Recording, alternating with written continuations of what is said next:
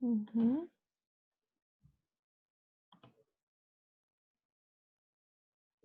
So, can I take a few minutes of your talk? Of course. Okay, just I want to talk about the table. Дорогие наши учителя, я хочу занять несколько минут буквально у нашего гостя для того, чтобы с вами посмотреть еще раз на таблицу. Я вам сейчас делюсь экраном. Посмотрите, пожалуйста, обратите внимание, что у нас здесь происходит. Я понимаю, что все в панике, потому что онлайн-обучение, оно совершенно другое. И если ты не можешь там, прикоснуться к спикеру, потрогать материалы, посидеть за столом, держать ручку, то это как бы все не существует, да, мир такой непонятный. Поэтому я бы хотела, чтобы вы спокойно отнеслись к той ситуации, что все происходит так, как нужно. Все записи у вас будут. Я читаю ваши работы и отмечаю ваши работы. Мы с вами будем прорастать. Посмотрите, пожалуйста, семечки были посеяны. Это значит, что вы пришли с потенциалом. И всем сразу 5. Семечки все у нас полноценные, с потенциалом, с зарядом бодрости. Проросли у меня всего лишь за сутки за эти, но они еще до 6 вечера вы прорастаете. Рут, посмотрите, корни дали немногие. К некоторым у меня есть вопросы. У меня большая просьба к Екатерине, которая фамилию не написала. Обязательно пишите фамилию свою, потому что у нас не одна Екатерина на курсе. Мне сложно определить, кто есть кто. Это, во-первых. Во-вторых, домашнее задание. Хотелось бы, чтобы вы обязательно в домашнем задании попытались полно ответить на вопросы, которые заданы, да, не просто там, пускай это будет солнышко. Нет, если вас попросили мотивационный кейс придумать, хотя бы придумайте, не прошу вас математику все расписать, да, хотя бы придумайте, из чего он будет складываться, ваш кейс, какие там поинты вы будете использовать, за что вы их будете давать, какие уровни будут достигать дети, и к чему вы в конце придете, какой на выходе будет проект. Хотя бы примерно представить себе, потому что мы вам несколько кейсов рассказали, как они складываются, из чего, да, как мотивируют детей и какой у нас выход получается. Примерно представьте себе, что это такое, потому что я смотрю по ответам, некоторые даже не стали заморачиваться, я не знаю, что я буду делать, может, я не буду принимать такие тогда ответы, поэтому, пожалуйста, внимательно относитесь к домашнему заданию.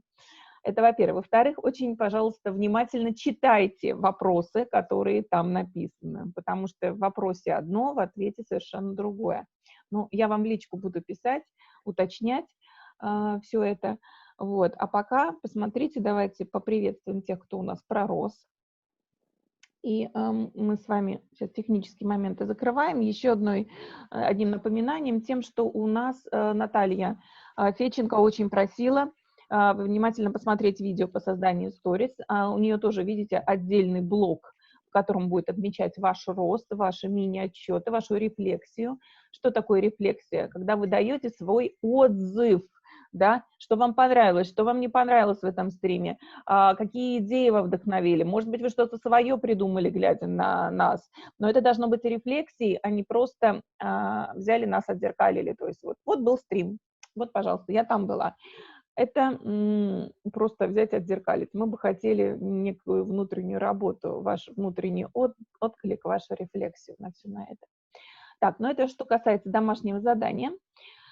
Сейчас мы с вами переходим к нашему основному гостю сегодняшнему, и мы приветствуем его, и хочу вас попросить, чтобы у нас более неформальная была обстановка. Включите свои камеры, включите микрофоны, вы всегда сможете пообщаться, задать свои вопросы. Вот хорошо, появляются у нас уже живые лица, как-то уже более теплая атмосфера создается. Да. Good afternoon, I think. Yeah. Yes, good afternoon. Okay, so now we are ready to begin. David, could you please tell us a few words about yourself, about your books, and show them? Okay, can you hear me okay? Yeah. My name is David. I'm originally from Wales, but I think I'm like a gypsy. I've lived in different places. I've lived in Spain. I've spent the last few years here in Russia. And I like to travel, I like to meet people, and I'm inspired to write. So it started, my love for Russia was in 2012. I took a group of children from Spain to the south of England for the summer, where they could learn English. And I met a group of people from Kemerova, from the university. And so for 3 weeks, we were together with them. And then they said, would I like to go and teach in the university to do a creative writing course? And people from Wales love traveling. So I said, of course, why not? So they arranged it. And then I went to Kemerova in February 2013. When I left Spain, it was about plus 28 and sunny. When I got to Moscow, it was minus 20 or something. And the airplane had stuck to the runway. And they got onto the plane, and a machine came like this to spray the ice over the plane. And I thought, where am I? What am I doing now? Because I'd never ever seen that. So I flew to Kemerova.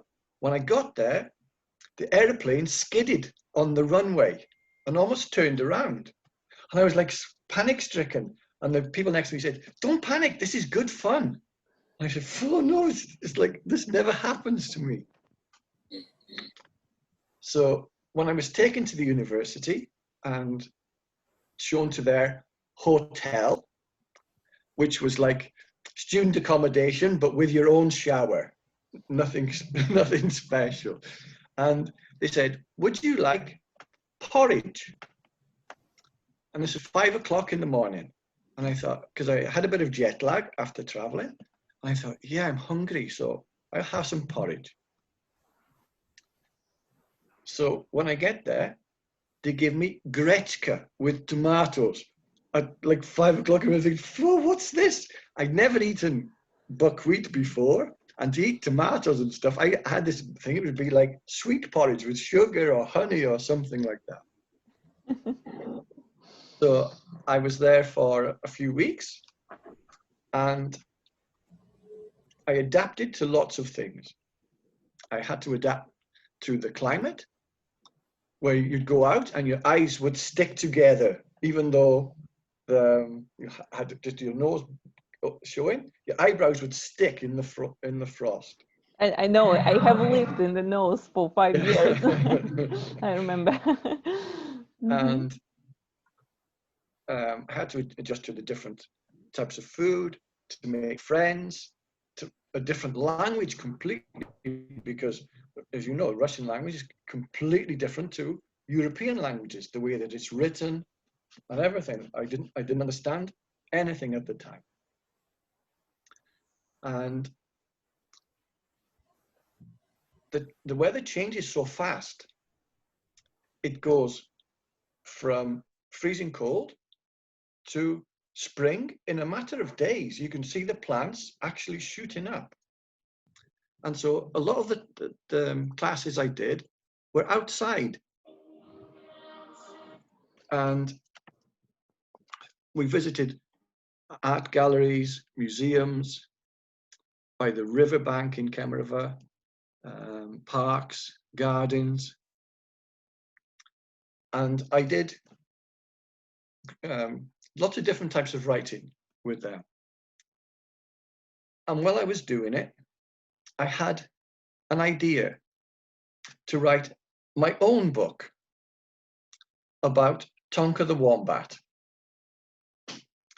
The wombat comes from Australia, obviously, and I did it as to how it accidentally arrived in Russia, how it adapted to all the changes that I'd had to adapt to, and how it made friends with Yetis. Because in Kemerova, the students and things said, yes, we have Yetis around here. And I thought, well, if you believe, there's no reason why I shouldn't believe. And in the children's library, they had beautiful illustrations of friendly yetis, not like big horrible things that would eat you or anything. These were like cute. And so little by little, I started to form my ideas. And then all that culminated in Tonka the Wombat, which was the first story. And it was about how the wombat had adapted to its environment, how it lived with yetis and a plant scientist called Nani Tanya, who was young, and she grew an unusual hybrid fruit and vegetables. And so in the story, when the wombat does something accidentally destructive, he gets shouted at, he goes off on his own and he's upset. So there's little things like that where you have to make friends. You get over homesickness. You feel strange because you're alone in a different country and things like that. And it went well. I wrote the story as a ballad, not as prose text, because I find if I try to write prose, it takes forever and it doesn't flow out of my head easily. Whereas I can write ballads like that. Off the top of my head, I can write verses. No, maybe it depends on your talent. Yeah, you're good at writing poems. That's right. And eventually, I ended up writing 13 stories about this wombat's adventures.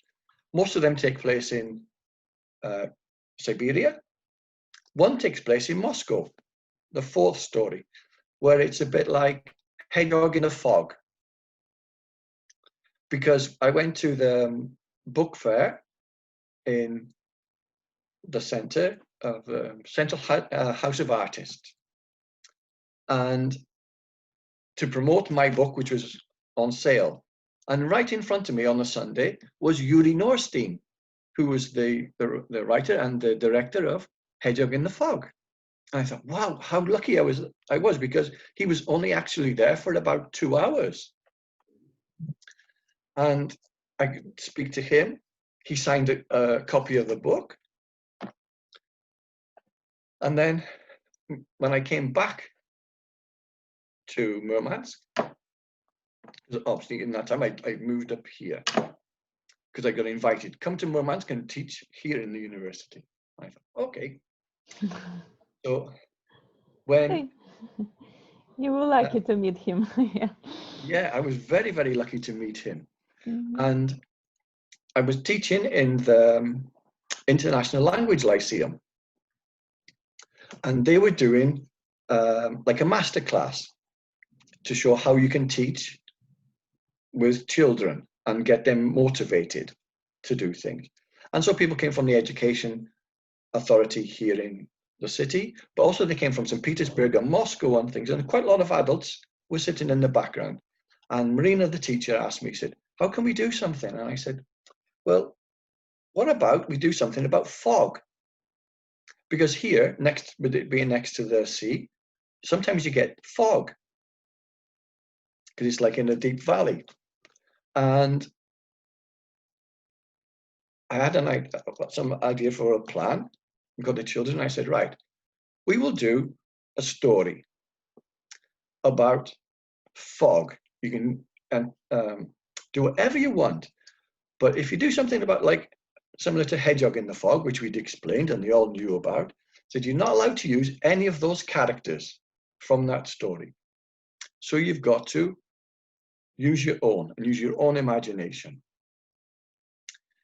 And we started to write some ideas down, and they came up with some fantastic things. And when I teach, I don't like to be like a hypocritical teacher. If I give children homework to do or a task, I will do it. Because I like to do things at the same time too. If we say you have to write a love story in 100 words, I will do. at the same, because it's like, well, it's a challenge for me, and it fills the day. That's good experience for you. Yeah. So I said, we will do a story about fog, and we'll have a competition. Then when you come back after Christmas, you present your story, you present your book, and we see which is the best. So I said to Maria, I said, I've had an idea. We will do one about a donkey, because I adore donkeys. They are my favorite animals. And I said, we could do one about a donkey. And because I've got a little donkey. And I did a story about how the donkey wakes up one morning, and the first time in its life, it's foggy outside. And the farmer doesn't wake him or contact him like normal. So he gets out of the stable, he goes to the farmer's house. The farmer's breakfast is all on the floor. His shaving stuff is on the bathroom, like he's just disappeared off the face of the earth. And so everywhere this donkey goes around the city, everything, it looks like they've been snatched. They go to the port. The fishermen's uniforms are still hanging on the pegs. The shopping centre, the lights are on, but there's nobody there. Find a balaclava that's been ripped off a child.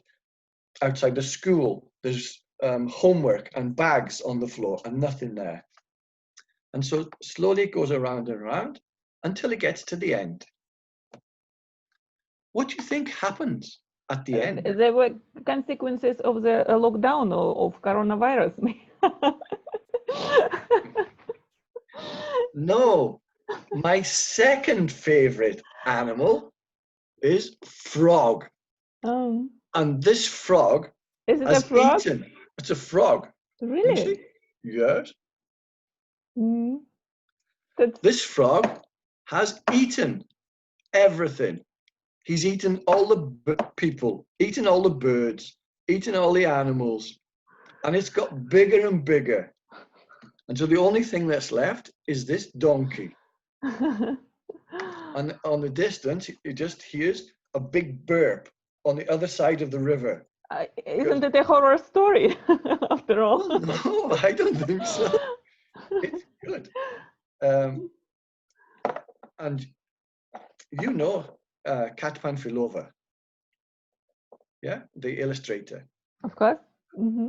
I met her because she had,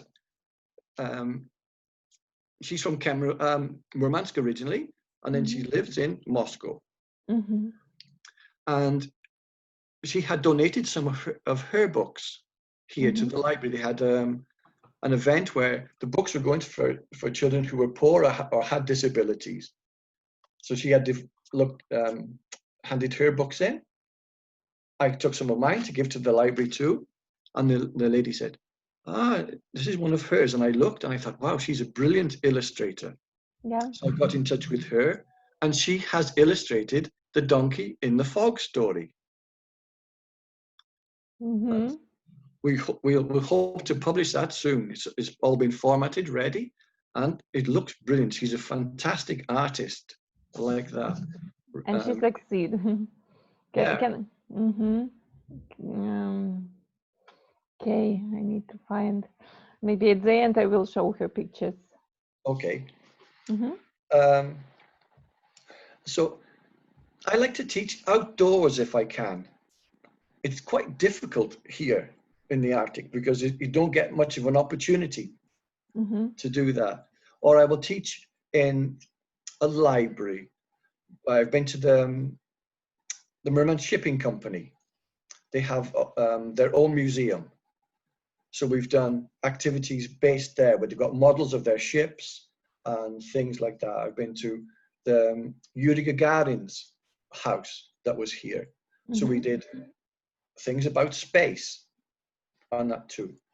When I've been to Moscow, I've been to the Cosmonaut Museum. And I'd written a poem about Alexei Leonov's first spacewalk, because he was from Kemerovo And he features in the second book of Tonka, where the wombat and the yetis go exploring the city for the first time.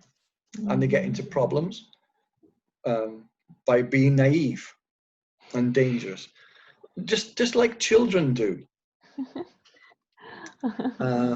So when I went to the Cosmonaut Museum, I was taken around by the people from their customer services to look at the museum and get photos I did for that book. And I also went to Sergei Korolev's house, which is a museum too. So the book about Moscow will be like Moscow in the fog. Wherever they go to the emblematic places around Moscow, they will just escape when fog comes. And so like people who are trying to capture them will not be able to because they just like get away. So I can try and link lots of things in to that. In my stories, I try and link lots of factual stuff and fictional stuff.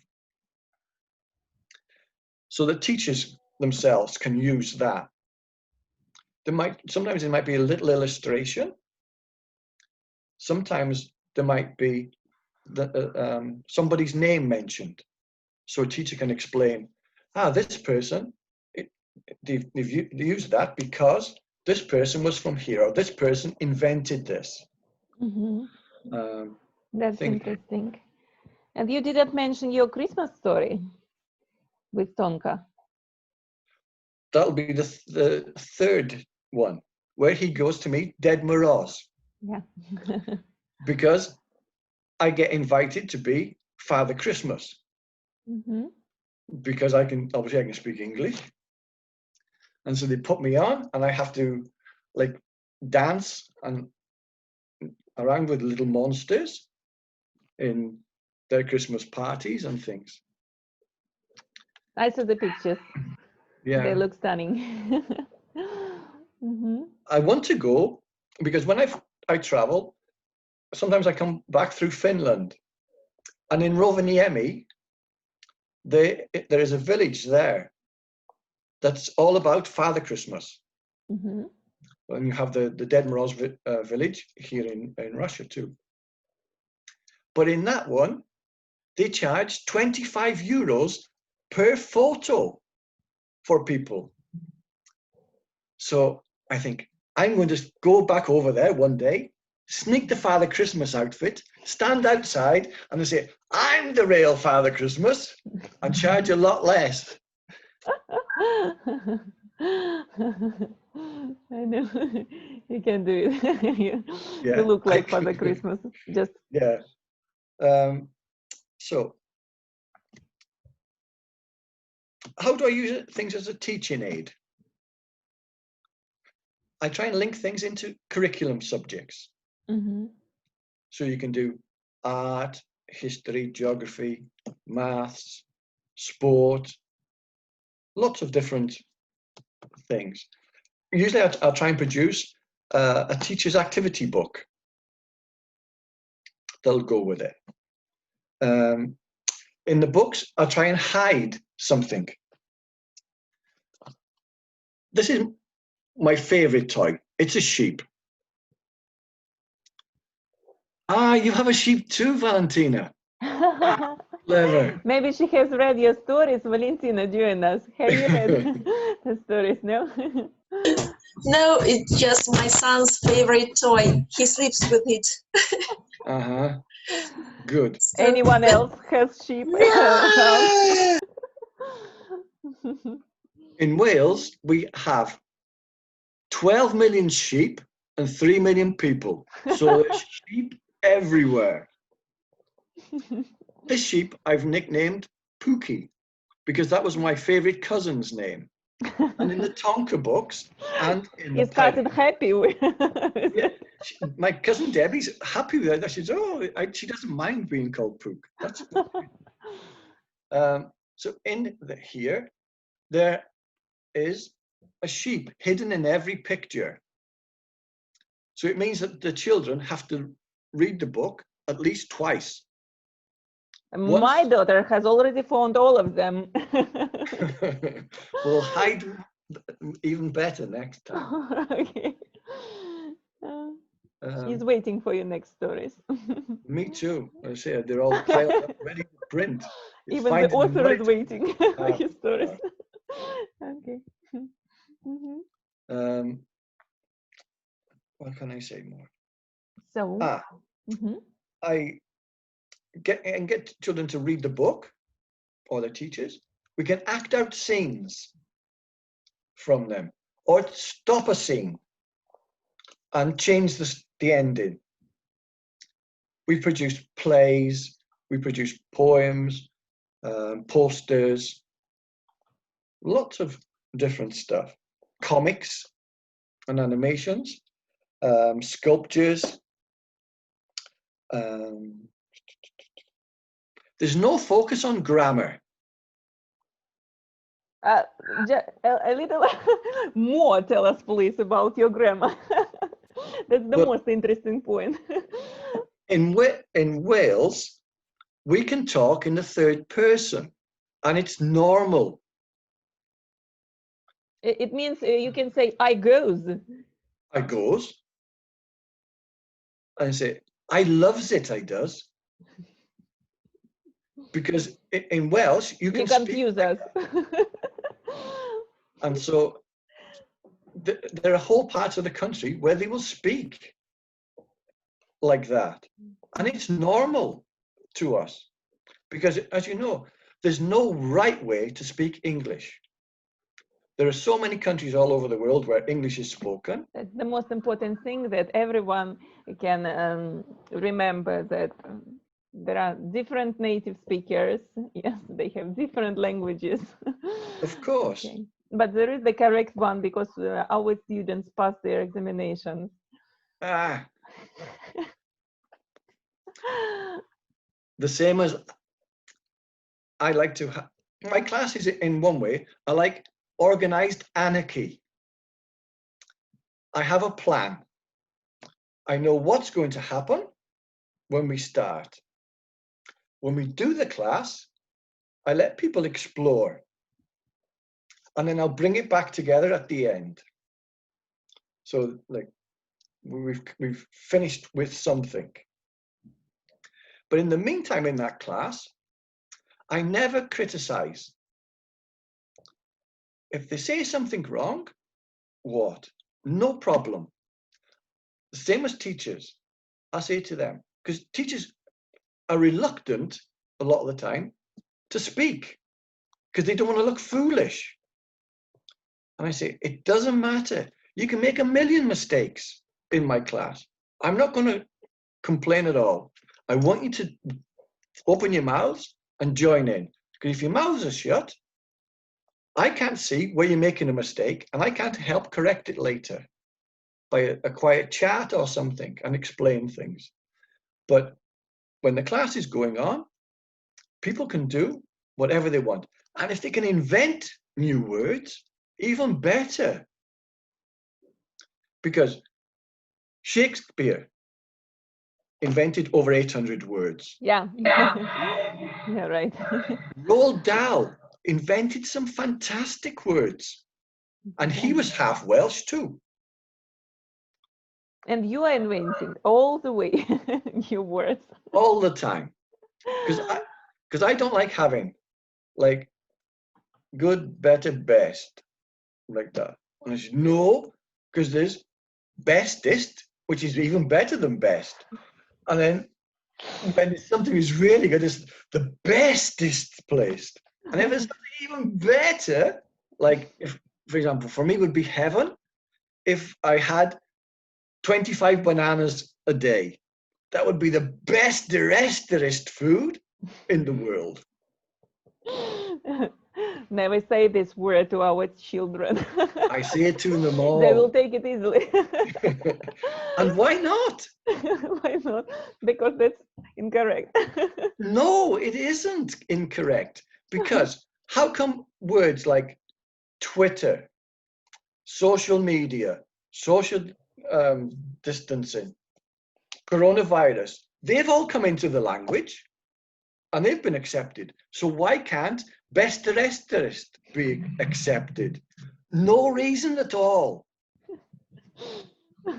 As David's word, I always say it was invented by David. It's good. So, and a few words about irregular verbs that you don't like. In the donkey story, Yeah. when it ends, I put what the donkey seed, not Seed. saw. Mm-hmm. Because it's the last word there. So the teacher will say, oh, it's wrong because it should be saw. And they'll focus on that more than seeing the hidden frog, which is on the one on the left-hand picture in the frog. Oh, it's a spelling mistake. You've got seed, not saw. And for me, it shouldn't be like that. How on earth did saw get in there? It should be see, seed, maybe seeded. Seed is another word. Seed is something different. It would make learning a language for teachers, for children, to learn a foreign language, if all the verbs are regular, instead of throwing an irregular one in. It's just like putting a stick between your wheels on a bike. That's a questionable thing because our children pass examination, so they have to know the rules. Mm-hmm. But they also have to know how to get around the rules too. That Which is good. If they are authors, you know, the authors do it all the time. What else have we got? Okay, so what about your mission cheese?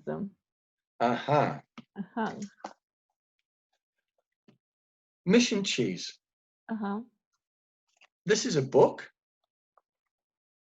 about factual and fictional band of pirates who come from Wales. Of course. All the pirates were born there. A lot of them, actually. Captain Henry Morgan, he was from Wales. So you have like Henry Morgan's rum. He was from Wales. Wow, cool. When he went to the Americas, he ransacked Panama, came back to Britain, and they made him a Sir Henry Morgan. Bartholomew Roberts, he was called Black Bart because he was like seen as like the baddest of all the pirates. In 2 years, he captured over 500 ships, mostly from the French and the Spanish, out in the Americas, until he got hung like everybody else did.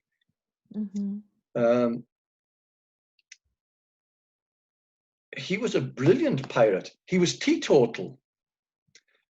He had some kind of democracy on his ship with the people who worked for him too. He was educated. Not all pirates were like ruffians or things like that. There's a Chinese lady, Madame Ching.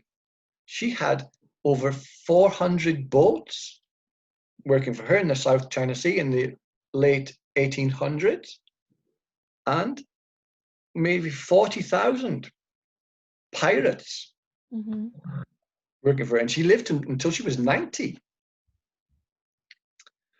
So these pirates, they go around, in the first story, they go around 22 European countries. Wow. Stealing cheeses. Because cheese is my favorite food, perhaps, maybe, after bananas. And so they go and have an adventure. And again, it's written as a ballad. Wherever they go, they will take a cheese. They will have maybe a bit of a fight with some people, although people don't get killed or anything like that. They will have a plan how they can get as much cheese as they can, try anything. And in the stories, again, they're all linked into the curriculum, and there's a teacher's book to go with it, so people can do research things, they can do activities, they can do experiments, they can do surveys, they can act, a whole range of different things. They can grow their own cheese. They can go to farms or something and see where cheese is made if they wanted to. And when I started to research everything, I found out some amazing facts about cheese. There's one that's made on a donkey reserve in Serbia, which is part owned by Djokovic, the tennis player. And that cheese is called Pule. It comes from donkey milk, which only comes from the Balkan donkey. And its value is more per ounce than gold because there's not much produced. Oh, we have a question. Can you tell us, please? Natalie says that she can't find this book in Russia, Mission Cheese. It's on Amazon. Is it on Amazon? Yes. Natalia. I can send you the link Okay. when we finish, if you like. I'll send you the links to them. We would appreciate, yes, for links.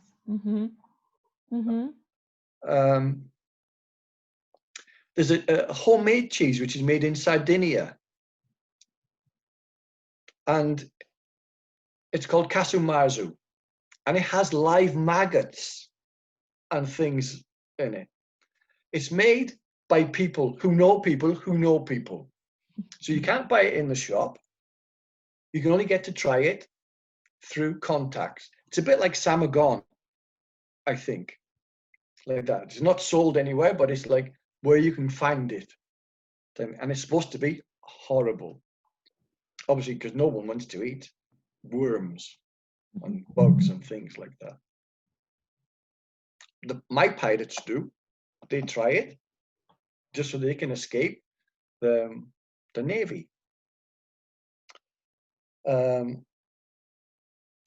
part of that, we've done slogans and things which can be used for merchandise. We've also put in different cheeses and the different companies who make cheese, so they can use it as a promotional tool for them and help build businesses. What else? You're good at commercial too, as I can see. Well, I have ideas for that, but I focus on the writing side of things, not the business side of things. That's something I need to improve on. I can write and I can do stuff, but the business side, I let go of it because that doesn't motivate me personally. So, my darlings, if you have any questions, you can switch on, you can unblock your microphones and ask your questions if you have. Again, no questions? I use things like this teddy. Pirate teddy. Yeah. That's good. Who did it for you? Where did you find it? I found the teddy in the shop and I just dressed it the other day. Really? Yeah. Looks like that it was made for you, especially for you. It's good for the class. Yeah. And it's some toys. I have lots of different toys. I've got Skittles. You can play games like that where with the pirates, when they get knocked over, you might give them a challenge and say, okay, you've got to knock the Skittles down. When you've knocked them down, you've got to mention 3 or 4 cheeses or something like that. Cheeses. We can't count cheese. I've had a beautiful game made I designed a game. Wow. And Looks terrific. yeah, It looks like ladders and snakes, right? it's like snakes and ladders, yes. Yeah. It was made by a fantastic lady here called Tatiana Kalugina. Mm-hmm. And the children are given tasks. It's magnetic too. It's a prototype. Mm-hmm. And so there are lots of different cards. How much was it? That. It cost me nothing. Oh, come on, really? No. Because I don't get paid for teaching in the school. Mm-hmm. I say I will teach every year, and I will have a present. I'm happy. I don't ask for a present, but I know that that's what they give me. At the end of the year, I will get a present for my classes. I've had pirates. I've had a beautiful book that she's made in a box to hold my pen collection. So they've got it. In this one, they have to mind different activities about cheese. What type of cheese you've got? Pizza, for example. Mm-hmm. Mind the recipe for pizza.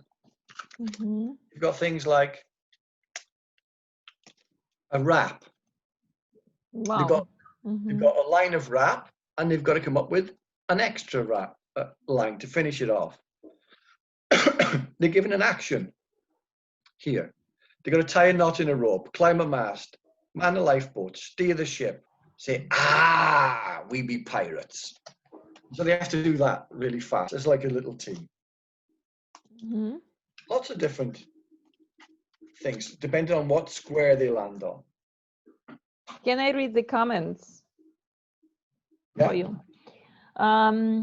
Natalia says that she has missed part of the meeting. Are you writing your books having in mind kids learning English as second language? Or are you writing for native speakers?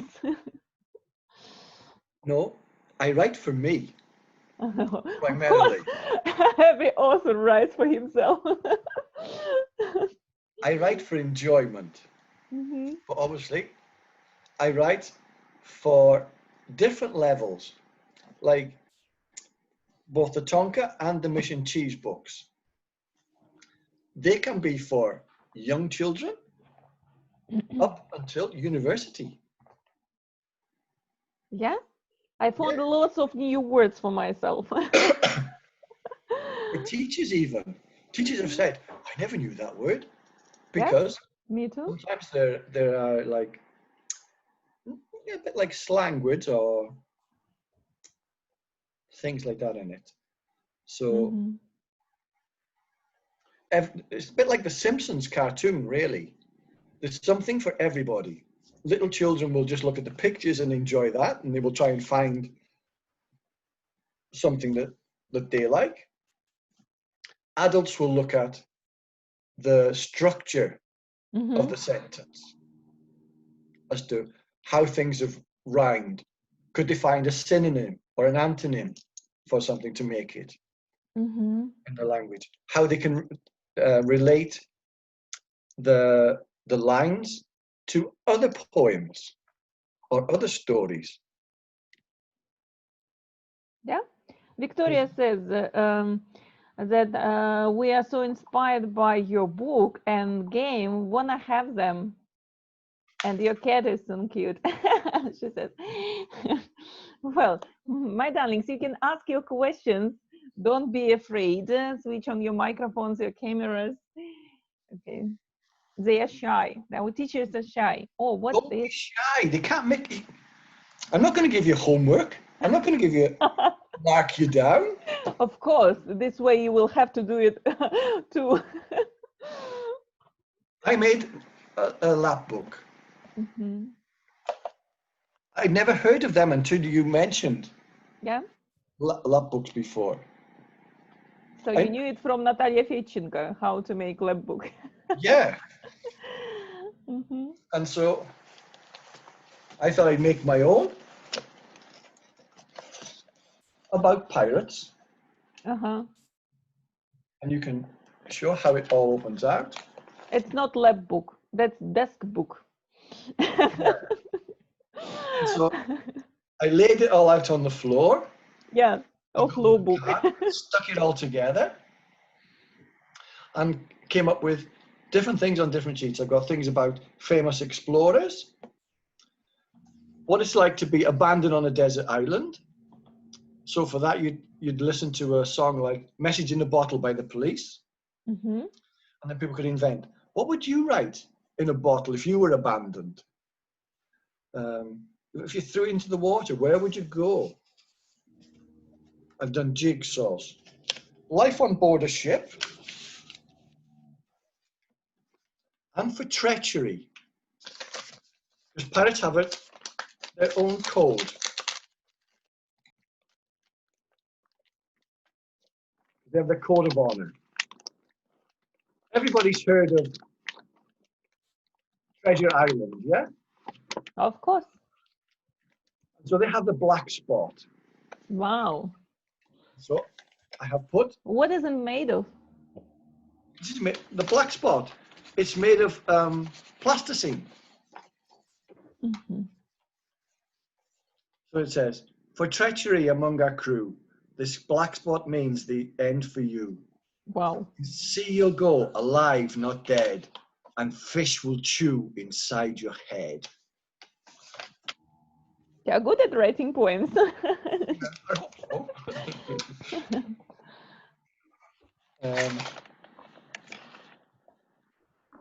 And so there's the things about different cheeses, Mm-hmm. where they're from.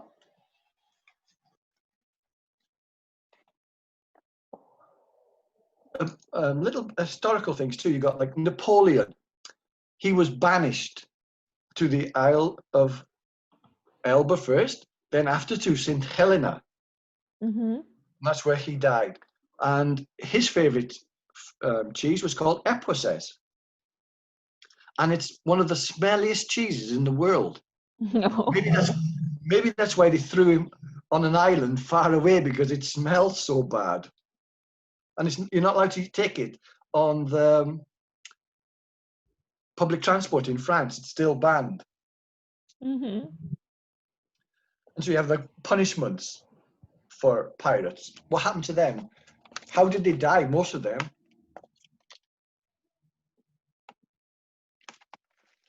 You've got activities.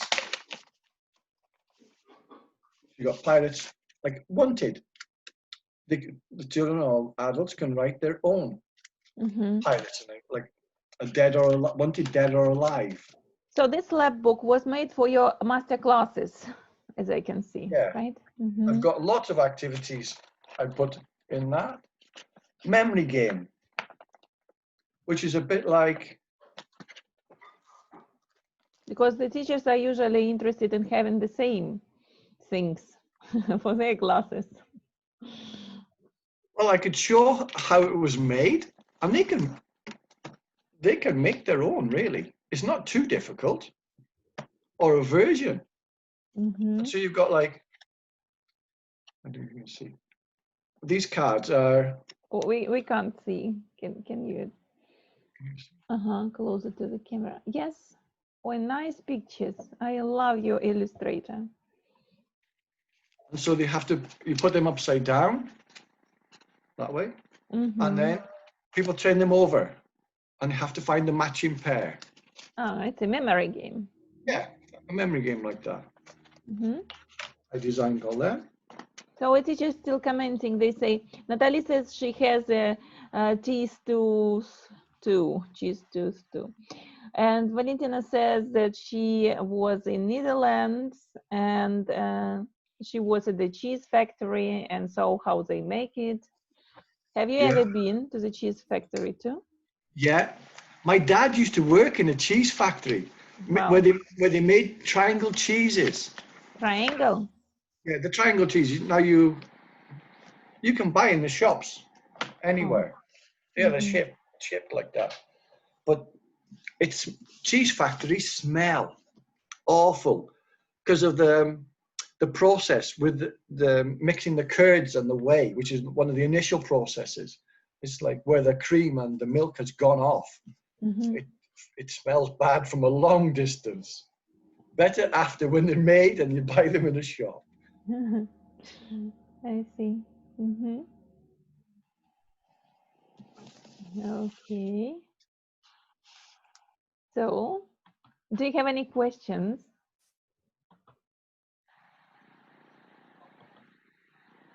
Shy people. Yelena, I see you have a question. You have written some of them. No? Join us. I think that I would be your student because you can speak English and with many mistakes and no shy at the lesson. So interesting. So your classes appeal to Elena. Yes. As well as for me. So yeah, it doesn't matter if people make a mistake. Yeah. Obviously, I wouldn't let people make mistakes forever. I would correct them little by little, and not in a way where everybody can hear me saying, "Oh, this is wrong. Whatever, you should be doing this." I would say it like on a one-to-one and say, "You try this. This is how it should be. What do you think of that?" Natalie, you can sound your comments. You are writing, but can you say your comments? I don't agree that cheese factories smell badly, bad, because I saw a little one in region Besançon in France. So it was so cute, very small. For people only work there, and they make a lot of comté all over that is spread all over the world. So it's nice.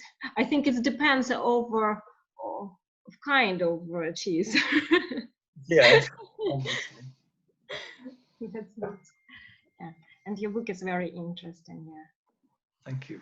Thank you.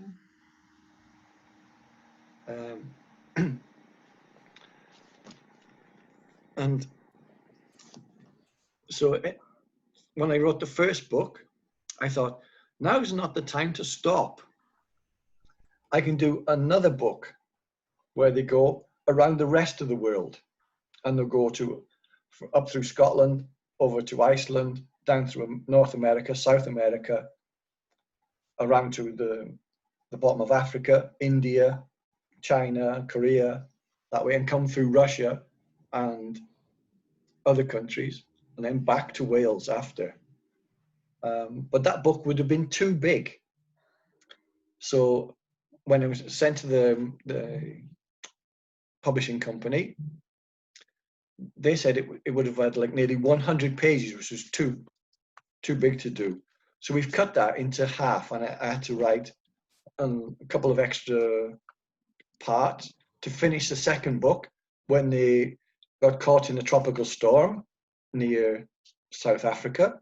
And then the third book will start from there to Wales after. And they're being illustrated at the moment. One more question. Victoria doesn't want to ask you orally, so I will sound your comments. How long does it take to work with one book? Do you have another one lesson in the curriculum for doing props like lab book? I don't know. It depends on many factors as to how long it takes me to write. To write and to make a book, that's different things. I have maybe 6 or 7 projects on the go at any one time. So that if one day I get bored with writing about something, I can go on and do another. That's what happened with the donkey story. That just seemed to come to me in no time at all. One good thing about loving cheese is, it's fact. Cheese makes you dream. So if you eat cheese, you'll dream, especially cheese that's got colorant in it, like red cheddar or that type of thing. And I love getting up early. It doesn't matter to me getting up at 4 o'clock in the morning, 5 o'clock, because that's when my brain is most active. So now here in the north, it's polar day. So it's like 24 hours of sun. So it doesn't matter. I can get up, it's bright daylight, and I can write. With the fog story, I did that in just over a week from start to finish. The ideas came into my head. I knew what was going to happen. And I wrote the verses. I've been trying to write a story which is like a tactile book for children who are blind or have some kind of vision problems, about a girl who goes, she loves orienteering and she loves trampolining. She loves the feeling of space when she jumps up and down on a trampoline. I've been at that project for over a year. And every time I get to it, all the research is there, all the things I want to do, the plot is there, but I can't write it. It won't, the words won't come at the moment. Maybe one day I'll just wake up and I'll think, oh, okay, and I can do. But at the moment, just wait for inspiration. Yeah. Okay. So, David, I want to stop recording because councils and things like that, because I love gardening. Disability groups. I've done walking the way to health, that type of thing. I don't know. Okay, so I'm ready to share your pictures. That's in the Sergei Korolev's house. And this is your ballad you wrote, yes? You devoted to him. About Alexei Leonov. Yeah, Alexei Leonov. About the story about him. And you can find this poster in the museum. Yeah. Where? In the Cosmonaut Museum. I give them to the lady and she's... Next time when you go to Cosmonaut Museum, you can find this poster there. It was written by David. Okay, do you recognize him, this man? Конечно! О, вы что? Это наш... Oh, such famous people from Russia. Yes, that's illustrator. Kate. That's your Christmas story, right? And David, did you read our Ёжик в тумане in English or in Russian? I don't know. Hedgehog in the Fog, did you read? Did you read the story of Narstein? Yes, it's great. And I've seen the cartoon too. Yes, it was filmed, yes, by Narstein, but it was written by Sergei Kozlov. Okay, so these are books. I read only one of them. Beautiful illustrations. I love your illustrations. Who's the security guard? Yeah. You can see the mixture of Russian tales and fairy tales and your story. Good, because they have that sculpture is in Kemerovo. Oh.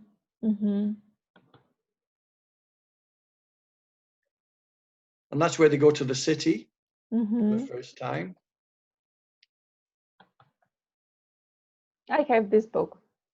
You can order this book in Russia. Oh, next to Roald Dahl, you can see David. Yeah, I was very, very lucky when I chose my pen name to write. I had TG, because they call me the general, because I have a plan. I'm going to do this and I'm going to do that each day. And then I use the Daliur as the first two letters of each of my names. Do you recognize this woman? Who knows her? No? So, David, what's her name? Svetlana. She's the singer. Uh-huh. Shuganova. My friend Andrei he puts on the concerts here in Moscow when any group comes. So I've got to meet lots of Russian groups like DDT and things like that. And she comes every year. She's a lovely lady, and it's always I have a good time talking to her. That's about your master classes. We can see some pictures.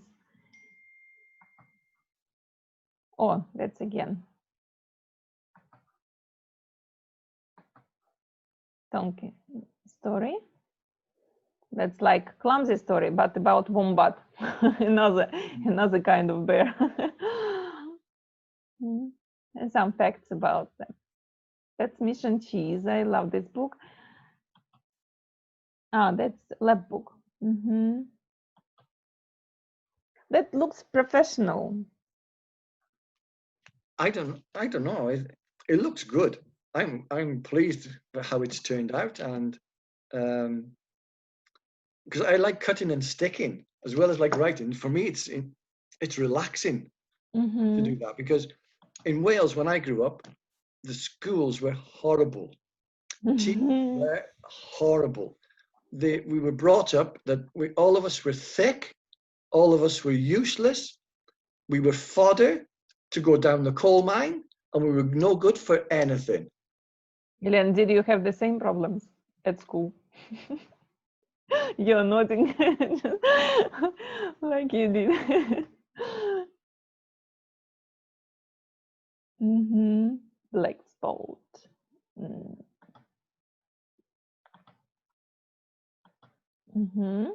That's the game, I see.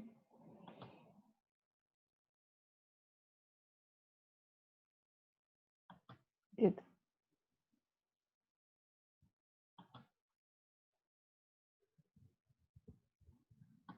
It looks wonderful. I love such stuff. She does brilliant things.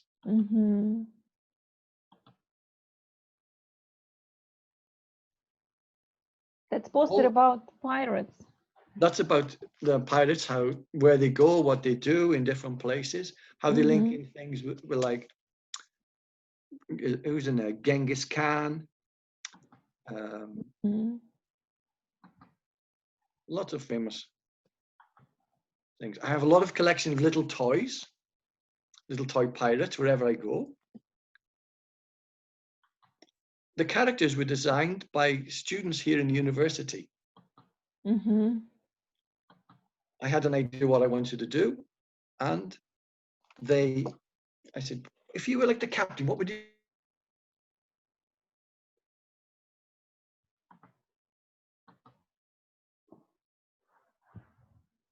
David.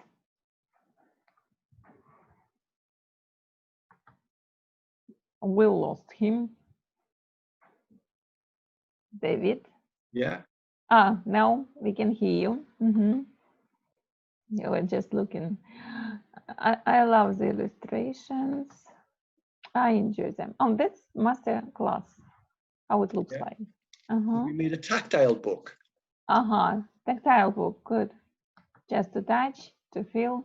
Yeah, and that was about pirates coming to the Arctic. What they could experience here. They came up with some brilliant ideas. Yeah. And these are your students in the university or school children? They're from school. School. We produced a book with a school, and it was about, we all brought toys in. And from them, we had to like invent different stories. And I would start to write. And when they were talking about different things, I would write on the board different ideas. And then I came up with the idea as like a conglomeration of all their different things, that in the Barents Sea underneath, there's an elephant that makes special herbal tea that will cure young children. Mm. And when there's a huge statue here called Alosha, Mm-hmm. it's like the protector of Mm-hmm. the sailors and the navy people and fishermen. And when this girl she was about 12 or 13. When she was young, she had been given a huge pink mouse Mm-hmm. called Masha because she'd been ill for a long time, and she'd kept it all that time, maybe 8 or 9 years. And I started to put some ideas down, and in the story, Masha goes walking at night, as mice do. She goes past the hospital and she sees all these children crying, ill, or they've broken their arms, they've got a patch on their head and things like that. And she thinks, oh, how can I help these children? So she goes to Alosha, speaks to him and says, how can we help? And although he's like an inanimate object because he's made of concrete and he's huge, he like speaks to her and he says, we can go out to the sea and you'll find this elephant that makes special tea. So the navy, the submariners and the fishing boats take her out, and she goes under the sea, mix special tea to cure these children of the illnesses that they've got. When they come back to land, there's some pirates playing hide and seek. They see her and they chase her. They want to capture her. She gets in the car and she's chased, but her car is faster because it runs on Granny's borscht. Mm-hmm. One of the boys in the class said, oh, my granny had a sports car. He said, what does it run on? He said, maybe borscht. So that comes into the story. And eventually she goes to the hospital. Dr. Ibelit and the nurse help out. So that when in real life, when children go to the hospital, Mm-hmm. we had 2,000 copies made to distribute to all the clinics, to the hospitals and things, Mm-hmm. in English and in Russian.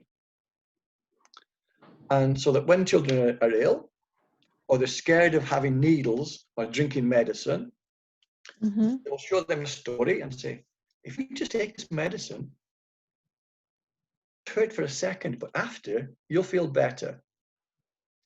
As like a way of like conning children into accepting what's trying to cure them. And that's worked really, really well. It was a social project we did, and I'm happy that how it's turned out. The hospital staff and then use them, and it's good. It's wonderful. That's wonderful. Well, so we so appreciate for your stories, for your books. I want to ask you about sending us links how to get your books. Okay. Okay. Okay. So thank you. So my darling, do you have any questions? Because we are close to the end. No. That's still shy. Thank you so much for this meeting. It was very interesting to speak with an author. It is the first time for me, or the second, because it's Natalia.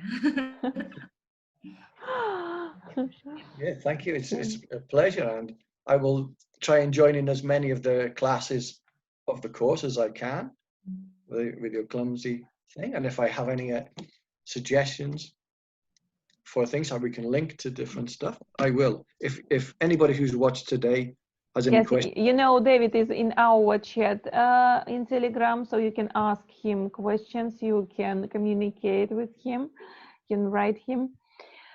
And we are waiting for the link from you. So, and the teachers write, thank you for the meeting. Thank you. We really I will find the appreciate link and I will send it to you by VK. Yeah. Yeah, thank you very much. So, and we, of course, we congratulate you with your happy birthday. So happy birthday, General. I'm trying to understand why General, why not Captain? No, I'm the general, I'm the boss. Boss. Okay. So happy birthday one more time. Okay, thank you. So Bye-bye. thank you very much, and bye. Thank you for Thank you. the meeting. Okay, take care. Goodbye.